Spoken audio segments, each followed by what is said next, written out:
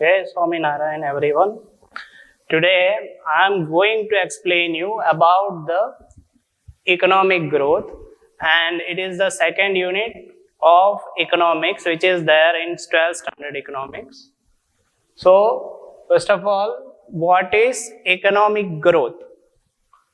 Economic growth is related or it refers to increase in rate of national income and goods and service of a country. So it take into consideration that whatever the increase or whatever the upliftment is there in the rate of national income and also the increase in the extent of goods and service of a country. तो जो भी जितना भी rate of increase national income में हुआ है उसको economic growth consider करता है. उसके अलावा जो भी इंक्रीज गुड्स और सर्विस ऑफ अ कंट्री, यानी कि जितना अपलिफ्टमेंट या फिर जितना भी बढ़ोतरी गुड्स और सर्विसेज की एक कंट्री में हुआ है उसको इकोनॉमिक ग्रोथ कंसिडर करता है. So it also take into consideration the long term capacity of a country to supply diverse economic goods to its people. यानी कि एक कंट्री की अपनी खुद की क्षमता कितनी होती है कि वो अपने लोगों को कितना गुड्स सप्लाई कर सकते हैं, उससे भी इकोनॉमिक ग्रोथ कनेक्टेड है. जनरली जो कंट्री का इकोनॉमिक ग्रोथ अच्छा होता है वो कई तरह के अलग अलग गुड्स, सर्विस, कमोडिटीज अपने जनरल पब्लिक को प्रोवाइड कर सकते हैं, जबकि जिनका अच्छा नहीं होता वो लोग गुड्स और सर्विस की सप्लाई में भी थोड़े वीक होते हैं. So economic growth is taking into consideration the increase which is there in the output, which can be termed in the form of national income, and the increase which is there in the goods and service of a country. So the next point is limitation in the concept of economic growth. So some limitations is there, or some of the things are not being considered in the concept of economic growth. That why it is having some of its own limitation or boundaries. So first point is quantitative changes. Yes, economic growth is generally taking into consideration the quantitative changes that is taking place in an economy. यहाँ पे जो भी quantitative change आता है सिर्फ economic growth उसी से connected है या फिर उसी को कंसीडर करता है, ना कि क्वालिटेटिव चेंजेस जो डेवलपमेंट के लिए जरूरी होते हैं. तो यहाँ पे क्वालिटेटिव चेंजेस का मतलब ये होता है कि इकोनॉमिक ग्रोथ जो है वो कितना इंक्रीज गुड्स और सर्विस में हुआ और कितना नेशनल इनकम में इंक्रीज हो रहा है या पर कैपिटा इनकम में इंक्रीज हो रहा है, सिर्फ उस क्वांटिटेटिव चेंजेस को कंसीडर करता है. सेकेंड पॉइंट है psychological and institutional factors remains as before. Yes, अभी as I told you earlier that here only the increase in national income and per capita income is considered, but the psychological and institutional factors which are necessary for a development of a country may remain as it is. तो यहाँ पे economic growth में जो चीजें consider की जाती है वो ये है कि कितना extent of increase per capita income या कितना extent of increase national income of a country में हुआ. जो इंस्टीट्यूशनल और साइकोलॉजिकल फैक्टर्स हैं जो इसके इंक्रीज में या फिर इस नेशनल इनकम को बढ़ाने में जो हेल्प करते हैं वो शायद वैसे के वैसे रहे, तो उसमें उसे कंसिडर इस कॉन्सेप्ट में नहीं किया जाता. So here in this study of economic growth rate or economic growth, the psychological and institutional factors are not being considered, or they may remain as it is, but mainly the things which is the increase in national income and per capita income is being considered here. Increase and extent of output. Okay, so growth of a country is taking into consideration that how much increase is there in the production, how much increase is there in the national income and how much increase is there in per capita income of a country. तो यहाँ पे कितना output में increase हो रहा है सिर्फ उसी को कंसिडर किया जाता है. That why the economic growth, the concept of economic growth is considered narrow. तो यहाँ पे इकोनॉमिक ग्रोथ के कॉन्सेप्ट को थोड़ा नैरो कंसिडर किया जाता है, as it is only depicting the increase and extent of output. So because it is generally concerned with the output only, that why this concept is considered narrow in terms. Next thing is human progress. This concept of economic growth is not being helpful in order to understand the human progress, which is an important factor for overall development of a country. क्योंकि generally ये सिर्फ output को consider करता है या फिर कितना rate of increase कई चीजों में हो रहा है, जैसे कि नेशनल इनकम, प्रोडक्शन और गुड्स और सर्विसेज में. ये standard of living, new technique of development या फिर न्यू मेथड ऑफ प्रोडक्शन को ज्यादातर कंसिडर नहीं करता, क्योंकि ये डेवलपमेंट से रिलेटेड कॉन्सेप्ट है. यहाँ इकोनॉमिक ग्रोथ के कॉन्सेप्ट में सिर्फ आउटपुट ओरिएंटेड डिस्क्रिप्शंस दिए जाते हैं. Means this concept is generally relying on the output only, on the output and the increase in national income as well as in the increase of goods and service. ये दूसरी चीजों को consider नहीं करता. इस वजह से यहाँ पे ह्यूमन प्रोग्रेस कितना हो रहा है वो आप ग्रोथ रेट को देखकर नहीं बता सकते. I am going to discuss a new topic which is there in economics in this second unit, that is related to the growth and development of economics. So here the next topic is related to economic development. So how you can say that economic development is taking place? Yes, आप कैसे कह सकते हो कि economic development जो है या आर्थिक विकास जो है वो हो रहा है. तो यहाँ पे कुछ पॉइंट्स मैंने हाईलाइट किए हैं जिसके हेल्प से आप ये पता कर सकते हो कि इकोनॉमिक डेवलपमेंट कैसे प्रोसीड हो रहा है या कैसे पॉसिबल हो सकता है. So when there is no increase in the population of people living below the poverty line, distribution of income does not create any inequalities and increase in real per capita income of people living in a country. तो जो भी economic development या आर्थिक विकास तब होता है जब जो भी पॉपुलेशन जो बिलो पॉवर्टी लाइन में आती है उनकी संख्या घट रही हो, जब लोगों में जो भी डिस्ट्रीब्यूशन ऑफ इनकम जो एक सेक्शन में और डिफरेंट सेक्टर्स में होता है by the way of government या by the way of any other investment, that is not creating any inequality. यानी कि जो डिस्ट्रीब्यूशन इनकम जो हो रहा है, डिस्ट्रीब्यूशन ऑफ इनकम, वो एक प्रॉपर वे से प्रोसीड हो रहा हो, तब आप ये कह सकते हो कि economic development is taking place.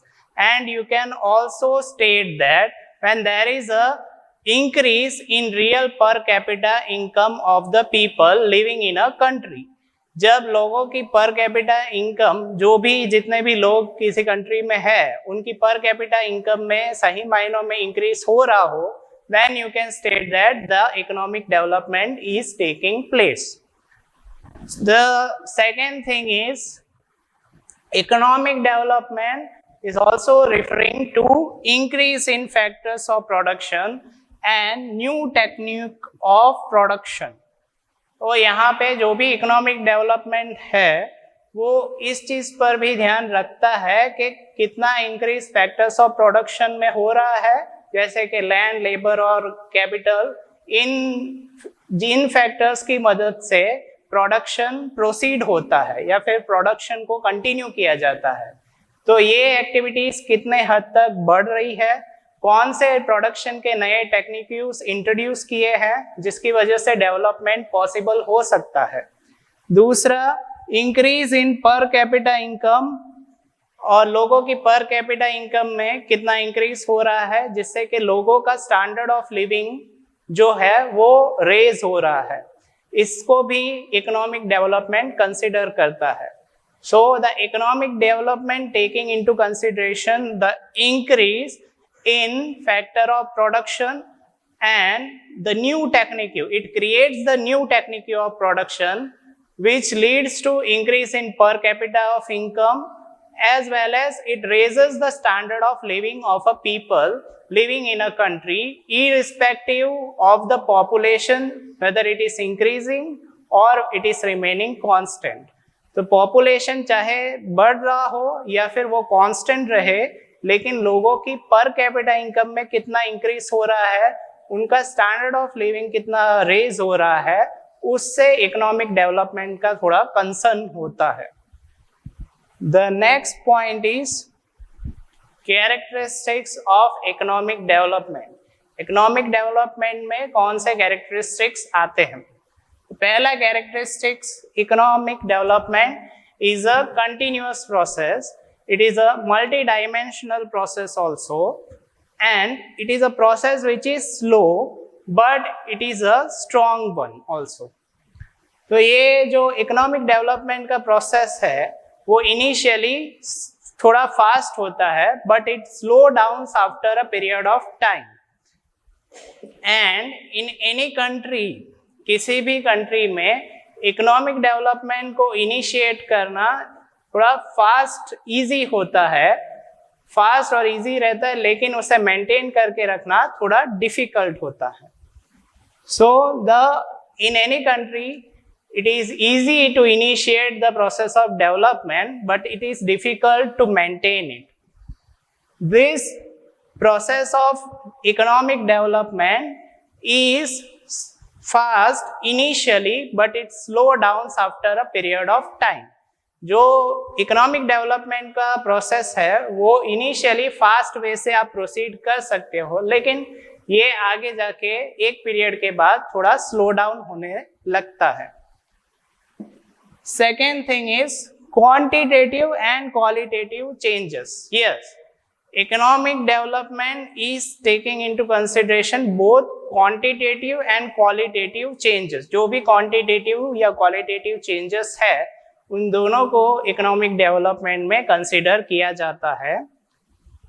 The quantitative development is a result which is there by the increase in output. By the economic development, when there is an increase in output, you can state that the quantitative change is taking place.